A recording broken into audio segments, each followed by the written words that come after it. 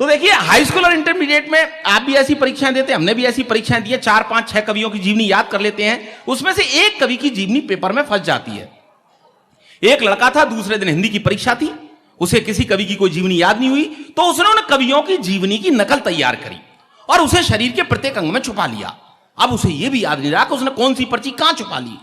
उसके लिए भी उसने एक पर्ची तैयार कर ली। वाह, वो पर्ची पकड़ी गई कि बोर्ड की परीक्षा का सालाना सत्र, हिंदी का आया प्रश्न पत्र, सभी परीक्षार्थी पेपर हल कर रहे थे, कुछ अकल से और कुछ नकल कर रहे थे। तभी एक छात्र ने छोटी सी पर्ची निकाली, उस पर कुछ उड़ती सी नजर डाली, लेकिन निरीक्षक की नजर से बच नहीं पाया।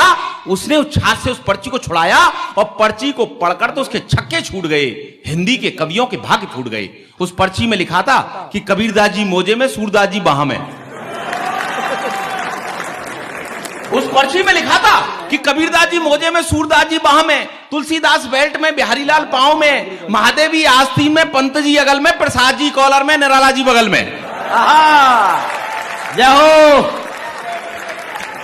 कि कबीरदास जी मोजे में, सूरदास जी बाह में, तुलसीदास बेल्ट में, बिहारीलाल पांव में, महादेवी आस्तीन में, पंत जी अगल में, प्रसाद जी कॉलर में, निराला जी बगल में, और शेष के लिए एक छोटी सी पर्ची घड़ी के डायल में, जिसमें हिंदी साहित्य का इतिहास मिल जाएगा। और नकल करते यदि पकड़ा गया तो एक बड़ा नोट पीछे की जेब में, जिसे पाकर निरीक्षक हिल जाएगा। यदि नकल करते पकड़ा गया तो एक बड़ा नोट पीछे की जेब में, जिसे पाकर निरीक्षक हिल जाएगा। हमें देखकर उस लड़के की बुद्धिमत्ता पर बड़ा आश्चर्य हुआ कि देखो ये लड़का कितना दूरदर्शी है। अरे हम सबसे ज्यादा मर्मस्पर्शी है। यदि ये बड़ा होकर कुछ नहीं बन पाया तो जरूर यह नेता बनेगा और हम जैसे शिक्षित बेरोजगारों का प्रणेता बनेगा। ये देखते ही देखते हमसे बहुत दूर निकल जाएगा। हम जैसा युवा इस शिक्षा की चक्की में पिसता ही रह जाएगा। युवा इस शिक्षा की चक्की में पिसता ही रह जाएगा।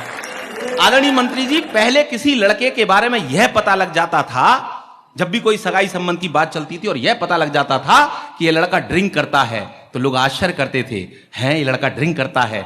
स्थितियां आज भी वही हैं। आज किसी लड़के के बारे में पता लग जाता लड़का ड्रिंक नहीं करता, तब भी लोग आश्चर्य करते हैं लड़का ड्रिंक नहीं करता। आपको पता होगा सर, पहले लोग खाना घर पर खाते थे, फ्रेश होने के लिए बाहर जाते थे। ग्रामीण अंचल में आज भी चल रहा है, खाना घर पर खाते थे, फ्रेश होने के लिए बाहर जाते थे। आज स्थितियां कहां तक आ गई हैं? आज लोग फ्रेश होने के लिए घर आते हैं और खाना खाने के लिए बाहर जाते हैं। मैंने बात अच्छी कही है, आपकी तालियों से मैं आशीष चाहूंगा। जितने पुराने लोग हैं वो जानते हैं सर, पहले लोग क ख ग से काम चलाया करते थे, आज भी लोग क ख ग से काम चला रहे हैं। पहले लोग क ख ग से कैसे काम चलाया करते थे? पहले लोग का से कमाते थे, खा से खाते थे, गा से गहने बनवाते थे, घा से घर बनाते थे।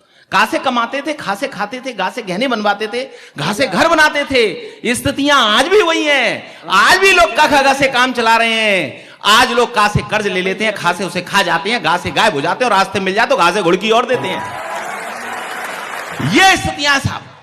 पहले मंत्री जी, कोई भी नेता होता था अपने पार्टी अध्यक्ष के पास टिकट मांगने जाता था तो कहता था, साहब मुझे उस शहर से टिकट दे दीजिए, मैं वहां से जीत जाऊंगा क्योंकि वहां के लोग मुझे जानते हैं। और आज का नेता जब भी पार्टी अध्यक्ष के पास जाता है, कहता है साहब आप मुझे उस शहर से टिकट मत दीजिए, मैं हार जाऊंगा क्योंकि वहां के लोग मुझे जानते हैं। मैंने बात अच्छी कही है, एक बार मैं चाहूंगा कि तालियों से आप मुझे। पहले कोई लड़की अपनी मां से पूछती थी कि मां मैं जीन्स पहन लूं, तो उसकी मां उससे मना कर दी, नहीं बेटा जीन्स नहीं पहनना, अच्छी बात नहीं है। आज स्थितियां कहां तक आ गई हैं? आज कोई लड़की अपनी मां से पूछती है कि मां मैं मिनी स्कर्ट पहन लूं, तो उसकी मां कहती है बेटी पहन ले, कुछ तो पहन ले।